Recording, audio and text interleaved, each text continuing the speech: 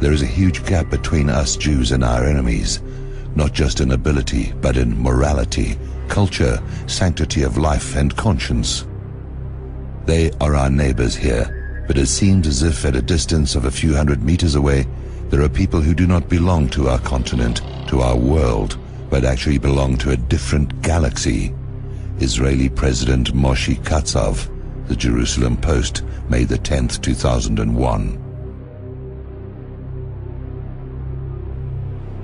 The Palestinians are like crocodiles. The more you give them meat, they want more.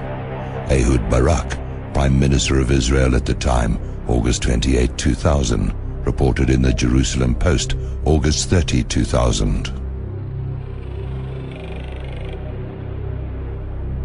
The Palestinians are beasts, walking on two legs. Menachem Begin, speech to the Knesset, quoted in Amnon Kapeliuk. New Statesman, 25th of June 1982.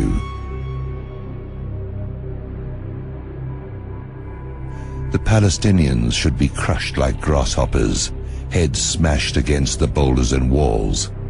Israeli Prime Minister at the time, in a speech to Jewish settlers, New York Times, April 1st, 1988. When we have settled the land, all the Arabs will be able to do about it is to scurry around like drug cockroaches in a bottle. Raphael Eitan, Chief of Staff of the Israeli Defense Forces, New York Times, 14th April 1983. How can we return the occupied territories? There is nobody to return them to.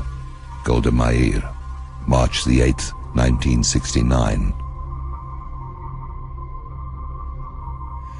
There is no such thing as Palestinians. They never existed. Golda Meir, Israeli Prime Minister, June 15th, 1969. The thesis of the danger of genocide was hanging over us in June 1967, and that Israel was fighting for its physical existence is only bluff, which was born and developed after the war. Israeli General Matityahu Peled reported in Haaretz, 19th of March 1972. David Ben-Gurion, the first Israeli Prime Minister. If I were an Arab leader, I would never sign an agreement with Israel. It is normal. We have taken their country. It is true, God promised it to us, but how could that interest them? Our God is not theirs. There has been anti-Semitism, the Nazis, Hitler, Auschwitz, but was that their fault? They see but one thing. We have come, and we have stolen their country. Why would they accept that? Quoted by Nahum Goldman in La Paradoxe Juif, The Jewish Paradox, page 121. Ben-Gurion warns in 1948, "We must do everything to ensure the Palestinians never do return," assuring his fellow Zionists that Palestinians will never come back to their homes. From "the old will die and the young will forget."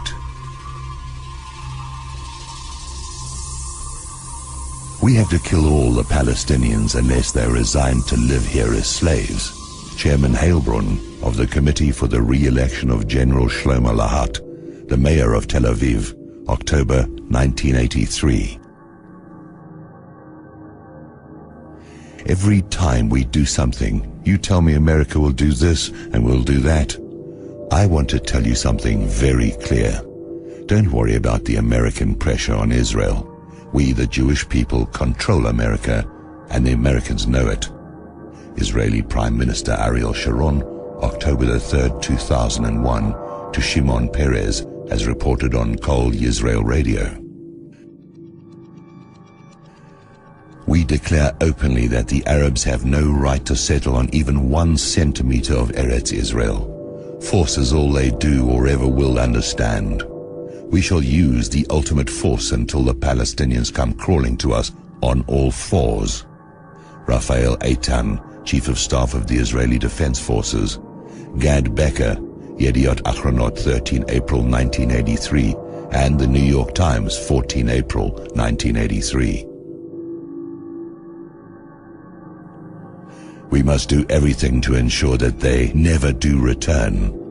David Ben-Gurion in his diary, 18th July 1948, quoted in Michael Bar Zohar's Ben-Gurion, The Armed Prophet, Prentice Hall, 1967, page 157. We should prepare to go over to the offensive with the aim of smashing Lebanon, Transjordan, and Syria. The weak point in the Arab coalition is Lebanon, for the Muslim regime is artificial and easy to undermine. A Christian state should be established. When we smash the Arab Legion's strength in Amman, we will eliminate Transjordan too, and then Syria will fall. If Egypt still dares to fight on, we shall bomb Port Said, Alexandria, and Cairo. David Ben-Gurion, May 1948, to the General Staff, from Ben-Gurion, a biography by Michael Ben Zohar, Delacorte, New York, 1978. We must use terror, assassination, intimidation, land confiscation, and the cutting of all social services to rid the Galilee of its Arab population. Israel Koenig, the Koenig Memorandum. Jewish villages were built in the place of Arab villages. You do not even know the names of these Arab villages. I do not blame you because geography books no longer exist. Not only do the books not exist, the Arab villages are not there either. Nalal arose in the place of Malul, Kibbutz Gvat in the place of Jipta, Kibbutz Sarit in the place of Hunefis, and Kefar Yeshua in the place of Tal al-Shuman. There is not a single place built in this country that did not have a former Arab population. Moshe Dayan, addressed to the Technikon, Haifa, reported in Haaretz, April the 4th, 1969. We walked outside, Ben-Gurion accompanying us. Alon repeated his question, what to be done with the Palestinian population? Ben-Gurion waved his hand in a gesture which said, drive them out. Yitzhak Rabin leaked a censored version of Rabin memoirs published in the New York Times, 23 October 1979.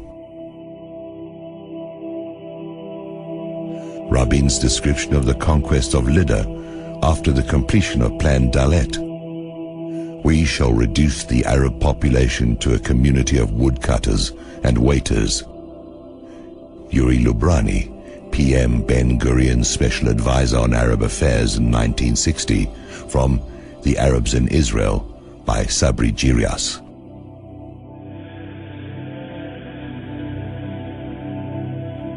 There are some of us who believe that the non-Jewish population, even a high percentage within our borders, will be more effectively under our surveillance, and there are some who believe the contrary. For example, that it is easier to carry out surveillance over the activities of a neighbor than those over a tenant, tend to support the latter view and have an additional argument, the need to sustain the character of the state, which will henceforth be Jewish, with a non-Jewish minority limited to 15%. I already reached this fundamental position as early as 1940, and it is entered in my diary. Joseph Weitz, head of the Jewish Agency's Colonization Department, from Israel, an Apartheid State by Yuri Davis, page 5.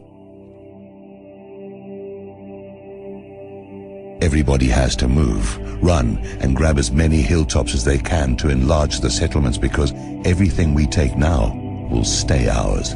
Everything we don't grab will go to them. Ariel Sharon, Israeli Foreign Minister, addressing a meeting of militants from the extreme right-wing Tzomet Party. Agence France Presse, November the 15th, 1998. It is the duty of Israeli leaders to explain to public opinion clearly and courageously a certain number of facts that are forgotten with time. The first of these is that there is no Zionism, colonization, or Jewish state without the eviction of the Arabs and the expropriation of their lands. Yoram Bar Porath, Yediat Achronot of 14 July 1972. Spirit the penniless population across the frontier by denying it employment. Both the process of expropriation and the removal of the poor must be carried out discreetly and circumspectly. Theodor Herzl, founder of the World Zionist Organization, speaking of the Arabs of Palestine, Complete Diaries, June 12, 1985 entry. 1 million Arabs are not worth a single Jewish fingernail.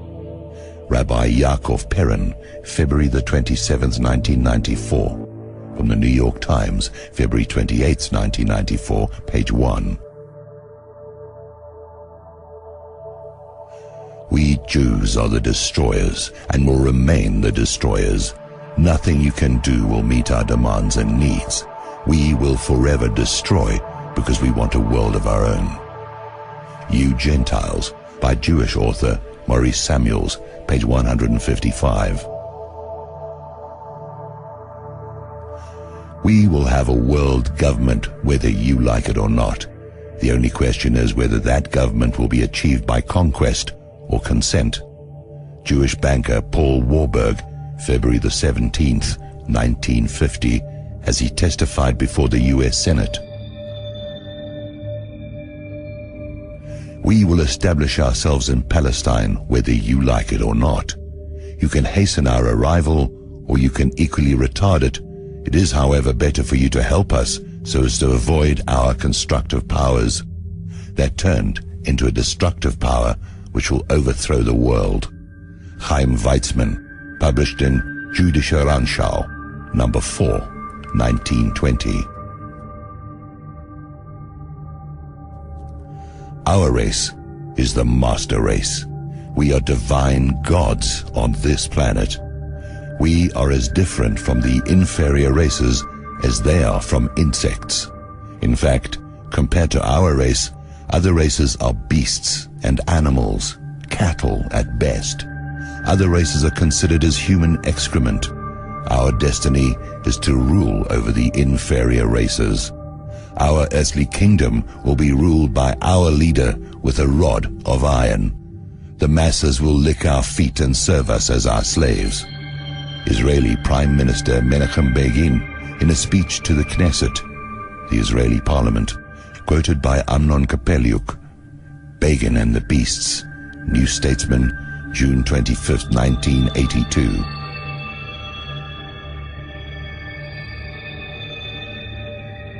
Tell me, do the evil men of this world have a bad time? They hunt and catch whatever they feel like eating. They don't suffer from indigestion and are not punished by heaven. I want Israel to join that club. Maybe the world will then at last begin to fear us instead of feeling sorry. Maybe they will start to tremble, to fear our madness instead of admiring our nobility. Let them tremble. Let them call us a mad state. Let them understand that we are a savage country, dangerous to our surroundings, not normal, that we might go wild, that we might start World War III just like that, or that we might one day go crazy and burn all the oil fields in the Middle East. Even if you'll prove to me that the present war is a dirty, immoral war, I don't care. We shall start another war, kill and destroy more and more. And do you know why it's all worth it? Because it seems that this war has made us more unpopular among the uncivilized world. We'll hear no more of that nonsense about the unique Jewish morality. No more talk about a unique people being a light upon the nations. No more uniqueness and no more sweetness and light. Good riddance. Former Israeli Prime Minister Ariel Sharon.